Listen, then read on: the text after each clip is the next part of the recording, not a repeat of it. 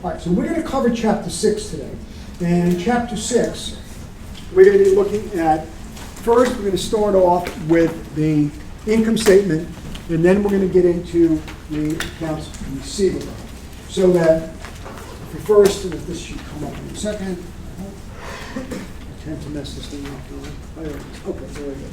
All right, so we're up and running, and we're going to begin Chapter 6 by looking at the income statement. And we know from the conceptual framework that financial statements are designed to help us achieve the objectives of financial accounting, and that is to provide information to make rational economic decisions. We know that the income statement helps because they'll allow you to, number one, make predictions of performance, help you evaluate management. They'll also provide feedback information. If you projected income this year to grow by 10%, next year's income statement will either refute or support that prediction. And also, we think about the quality of management. But the income statement itself, again, thinking about profitability, it's not only the profitability, these next two questions are the most important. How did the company achieve that profitability? I mean, what if a company shows net income increasing by 30%, but they sold off a significant amount of its plant at a gain? That income is not very useful because it's not going to recur. If you sell off your plant assets for gains, that's not going to be recurring. So we need to look at the source, and that'll determine whether or not that will persist. Income from operations is something that will be persistent.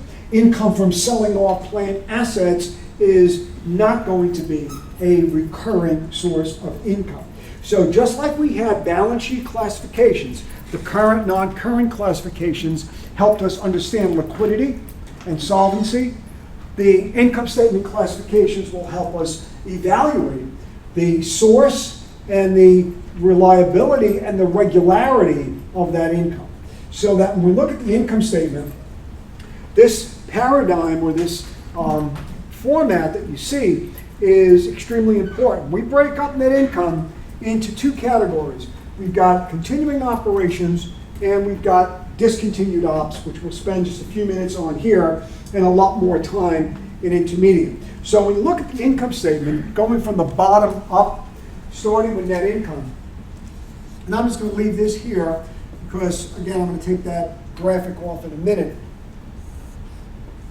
We always look at continuing operations and discontinued ops. And we'll spend a little bit of time on this. When we take the continuing operations,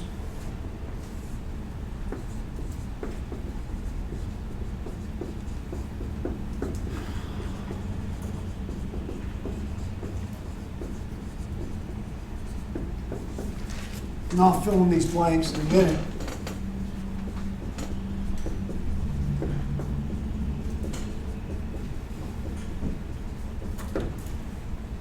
You have operating income, non-operating income, and tax provision. Now, we'll fill in the details in a second, but let me just give you an idea of sort of the importance here. Operating income, this unfortunately is a very loosely defined term. In finance, you might see the term as earnings.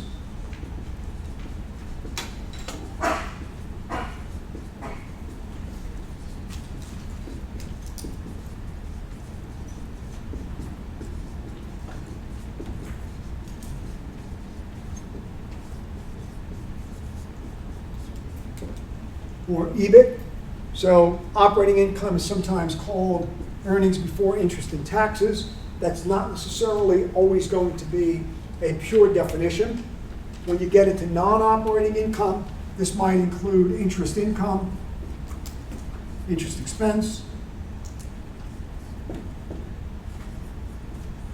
and of course tax is what you would expect.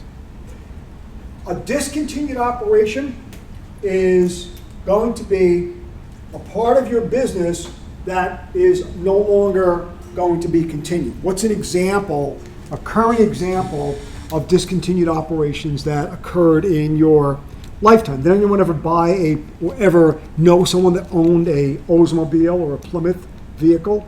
They're gone now. Those divisions are eliminated. General Motors eliminated the Oldsmobile. They downsized, but they eliminated that. They discontinued that operation. Chrysler discontinued the Plymouth line. You also will see General Electric has been trying to discontinue or sell its appliance division, so that those are discontinued operations. Those are separated out because of two things. One, the materiality or the significance of that, and secondly, those items can no longer be used to do what? Project future income. So if General Electric decides today to sell, they are in negotiations, they may have already done so, but if they decide to sell off their appliance unit, you really don't want to have that in your projections. So accountants will help the analyst by moving those items out of continuing operations. So for example, you might have, well, let's just say this is General Electric. Let's just assume that, make this very simple. You got sales, expenses, and then we have net income. And let's say that's the total amount. Let's say they decide to sell off one of their divisions, and that is 60. Well, let's say that division represents, let's say, 10% of their business. If GE is going to sell off 10% of their business, they're not going to have as much sales revenue, they won't have as much expenses, and obviously their income from operations would be lower. So what will happen is that if we're going to sell off that division,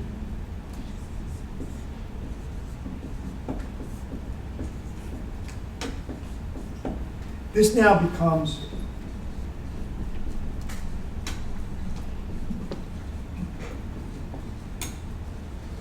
continuing operations, and the discontinued operations would be 6.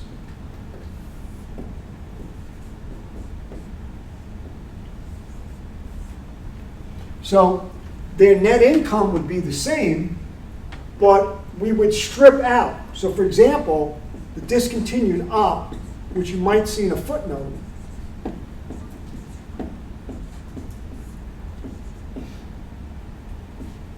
would look like this.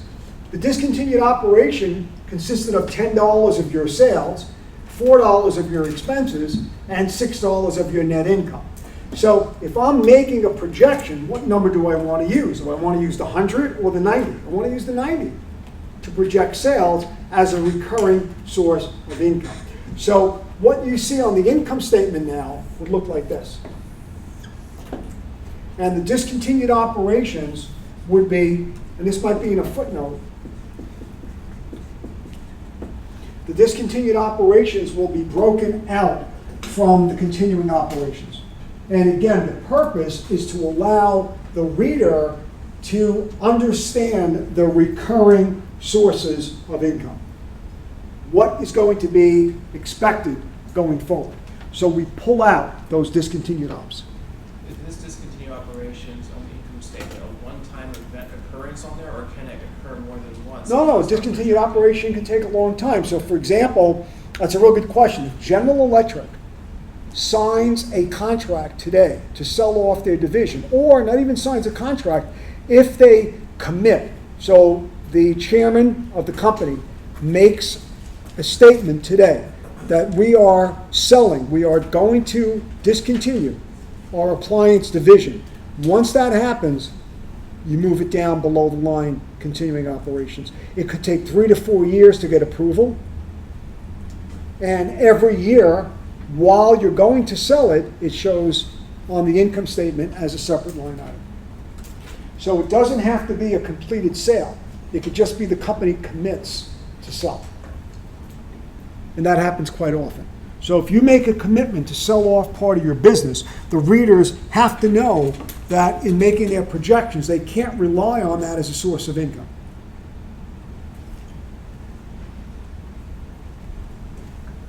All right. Any other questions? I mean, there's an appendix on discontinued operations. We're not going to get to that in this course. We will see it in intermediate. But you should have an idea of what a discontinued operation is. Really, it does the same thing on the balance sheet. It just strips out the discontinued operation pieces from the continuing operations and shows it as a one-line item on the income statement and on the balance sheet. All right, so now, this is the operating income. And as we said, this could sometimes be known as earnings before interest and taxes. Now, this is for Hewlett-Packard. What I thought you'd find interesting is the term operations, and yet I've highlighted this restructuring charges. Now, a restructuring is different from a discontinued operation. So we could restructure. So for instance, General Electric could decide not to sell its appliance division, but restructure it. And what does restructuring mean? It could be downsizing, it could be internal consolidation, that could mean layoffs, cutting the workforce, expenses of relocating the business, expenses of placing employees that you're now going to phase out. You actually, in some cases, I've heard of companies that would, as they were phasing out their operations, they have an empty floor, they would bring in a career service consultant, they bring in recruiters to help place their displaced employees. That cost is all part of the restructuring. New computer systems, moving the operation, either to another country, another location, means you have to, transport all of this computer software and servers. All of that has to be relocated. All of that cost is part of restructuring. Now, the restructuring, if it's significant, it's broken out separately. Now, why do we show this in this case? And then, by the way, the income statement, of course, is sales, cost of goods sold, operating expenses. Financing interest expense here is probably because of lines of credit that they're taking out loans to buy inventory or to operate. So that's not necessarily the same as the long-term interest you see here. But you have R&D. You've got selling, general, and administrative expenses. So those are sales commissions. Depreciation is usually in there. Usually have office salaries, property taxes on corporate headquarters, intangible asset amortization, goodwill amortization or impairment, restructurings, and acquisition-related charges. Now, that is considered operating income. It is also, if it's recurring, it's considered to be earnings before interest and taxes, or EBIT. Now, why is EBIT so important? Well, from the standpoint of an analyst, it's income that is generated before you consider their sources of financing. How does a business finance itself, or how does a company gain capital? What are the sources of capital?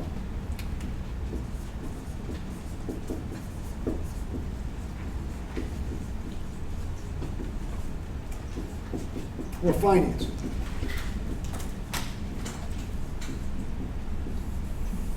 So what are the two sources we looked at so far? Cash, loan. Yeah, you either have debt, right, equity, or internal financing.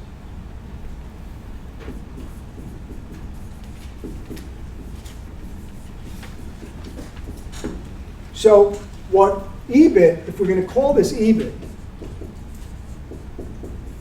and we may not, analysts may want to clean this up. There may be something in here they don't think is going to be recurring, but let's just assume that's earnings before interest and taxes or operating income that we think is going to be recurring. The sources of capital are debt and equity. EBIT is important because that will measure the company's ability to generate profit independent of the way it's been financed. It's independent of the way the company's financed.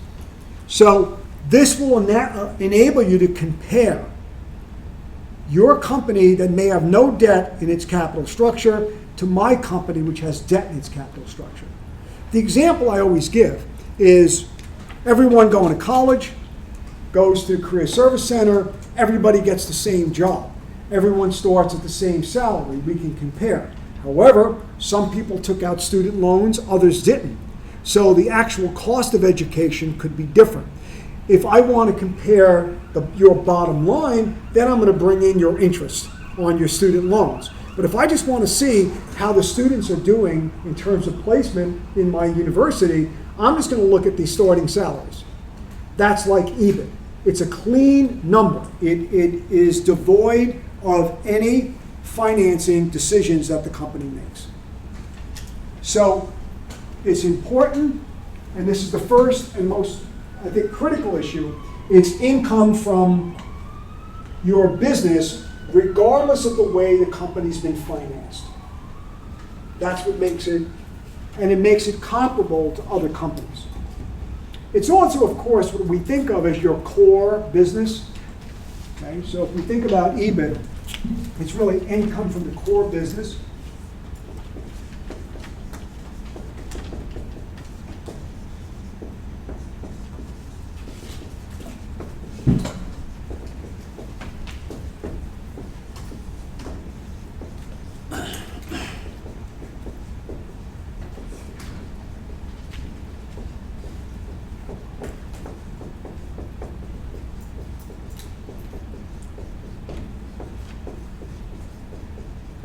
It's income that is achieved regardless of financing sources the company uses.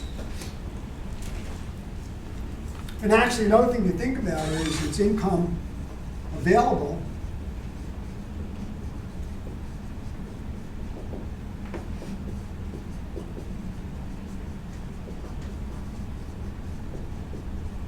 to the company stakeholders.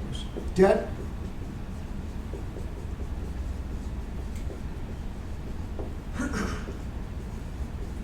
equity investors,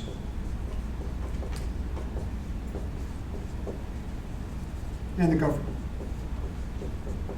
So that tells you what income's available to pay off interest to debt holders, what income is available to pay dividends, and what income is available to pay the taxes for the infrastructure the government provides. So EBIT is important for these three reasons.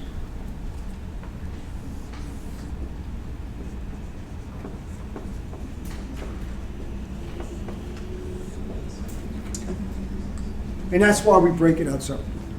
By the way, notice I say dividends.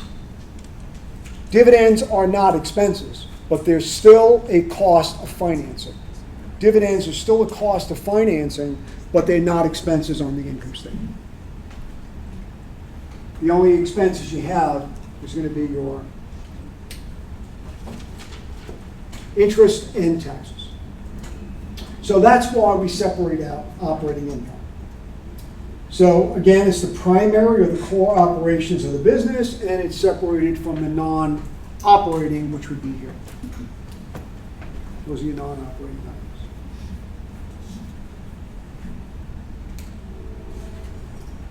All right, so that's the introduction. Are there any questions on the format of the income statement and why?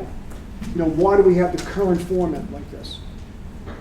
We have the continuing operations and then the discontinued. But within the continuing, we have different categories. We have operating and the non-operating items.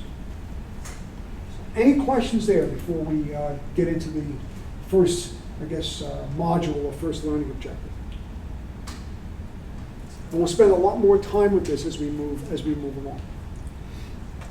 So the balance sheet classifications were critical, current, non-current, so that you can understand liquidity and solvency. The income statement classifications are important so that you could project income, you could understand management quality, you could understand the recurring sources of income, and helps you, of course, make projections and, of course, validate. What we're going to do in this chapter is start with revenue and expense recognition, and then the main focus is going to be on accounting for receivables, and that's what we're going to have on the exam as well. So I want to make sure we get to that.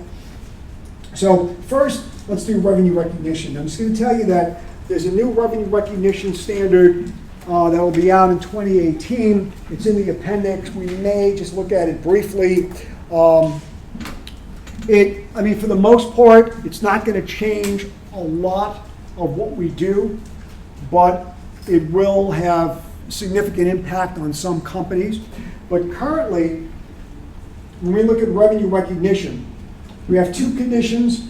First of all, one is that we'd like to say that income is realized or realizable.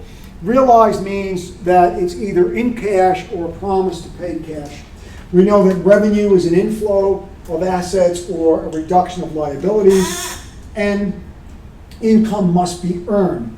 In order for income to be earned, usually we say that at the point of sale, when title passes from the seller to the buyer, that's a uniform and a reasonable test of revenue recognition, right, at the point of sale. However, we have to be a little bit more careful, because usually when we look at the exchange, we want to make sure that an exchange takes place. And under the new standard, exchange is going to mean that not only are the goods or services transferred, but the buyer has control over those goods and services. And there's substantial completion of the earning cycle. The earning cycle means that the goods have been displayed, you've been packaged, they've been processed, delivered, and of course collected. That's the earning cycle. So when you look at the earning cycle, to complete or substantial,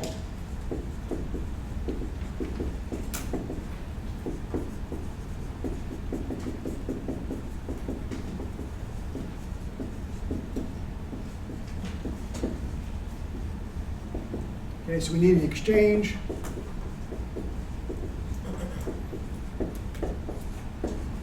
And substantial completion of the earning cycle. Substantial completion of the earning cycle generally means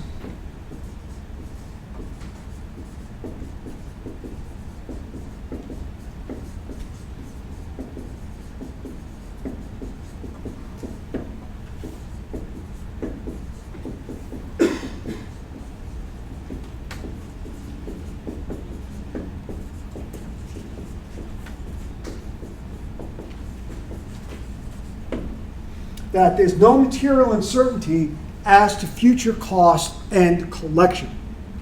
So there's an exchange, so I deliver the goods, you have control of those goods, but I've got to be sure that there's no uncertainty as to future costs to be incurred and collection. Future costs to be incurred and collection. Now, we're going to spend time on the collection aspect of that today. What are future costs to be incurred with respect to a product? Transportation. Future cost. Future cost. I've already delivered it. You've got, the exchange has taken place. Maybe servicing the product? Yeah, warranty.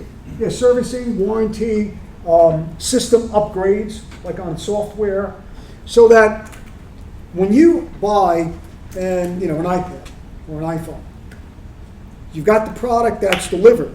We have not delivered the service yet. However, we know based on estimated, or information that we have, we can estimate the amount that that's going to cost us for, let's say, servicing that phone or warranty cost. So as long as we've got reliable estimates, then we've completed that part of the earning cycle, right? We don't have any significant uncertainty regarding what? Future costs.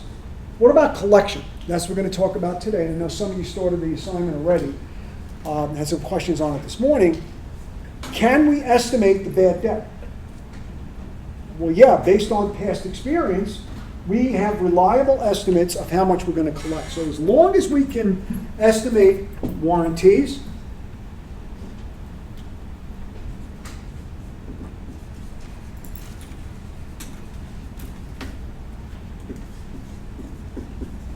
and as long as we can estimate the bad debt,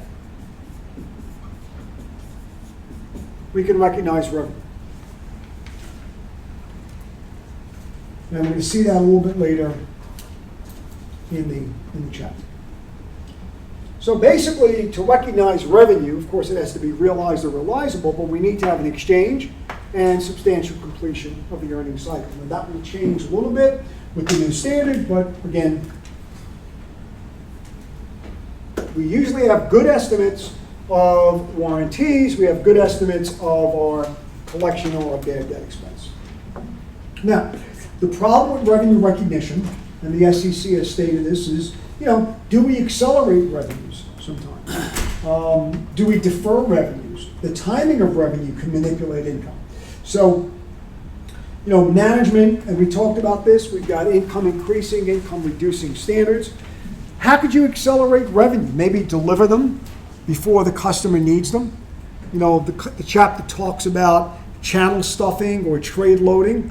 How do you stuff a channel of distribution? This happens, or at least was accused, software companies have been accused of doing that. If you're going to sell in days gone by when you had to go to a Best Buy to buy software, now you can buy them online.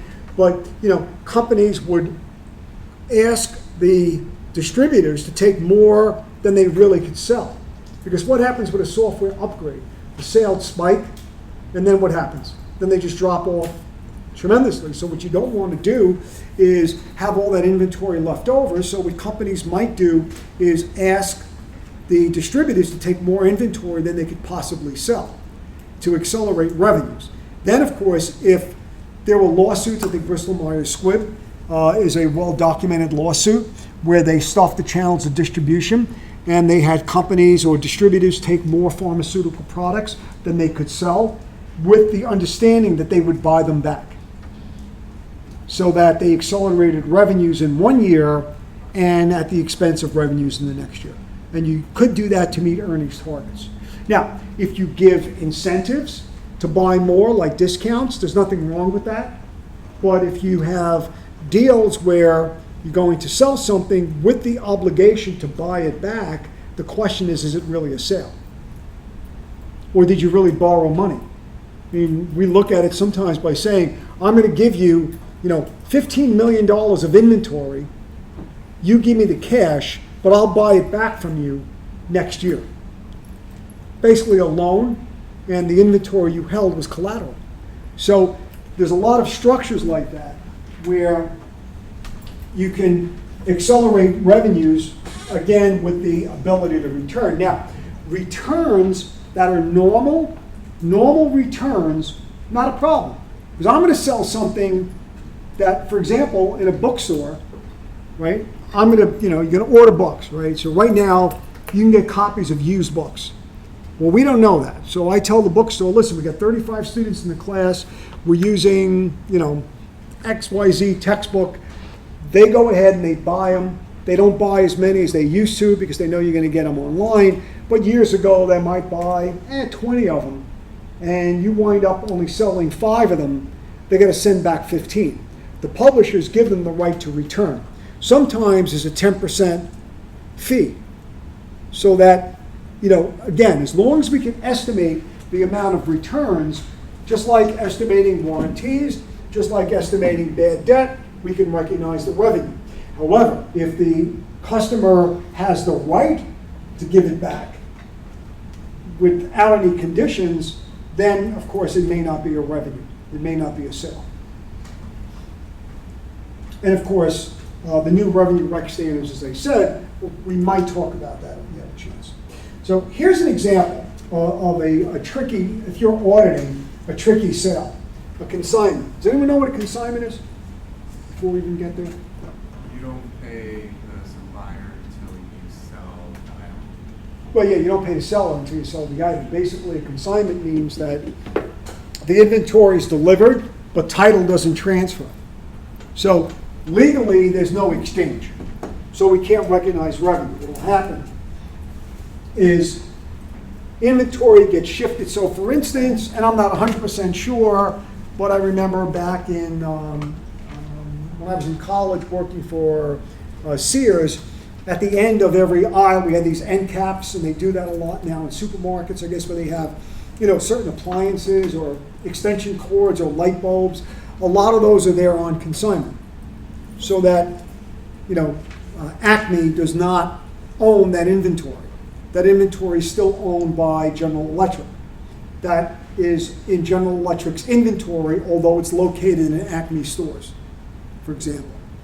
So the problem is, as an auditor, if you're auditing Acme and you're counting inventory, you have to know that, yes, I just counted 15 light bulbs at $4 each, but that's not Acme's inventory until they sell it. Once you sell it, it becomes yours, and then you report the sale, and then you give the money back to the buyer, to the original seller, General Electric. So there's no revenue until the other party sells the merchandise. There's no revenue until the other party sells the merchandise. But the real tricky thing is where the inventory is sitting. So if you're in a warehouse and you're counting inventory that's consigned, it doesn't mean that it's owned by your client. In fact, it's owned by the person they bought it from. And you have to be careful with consignment.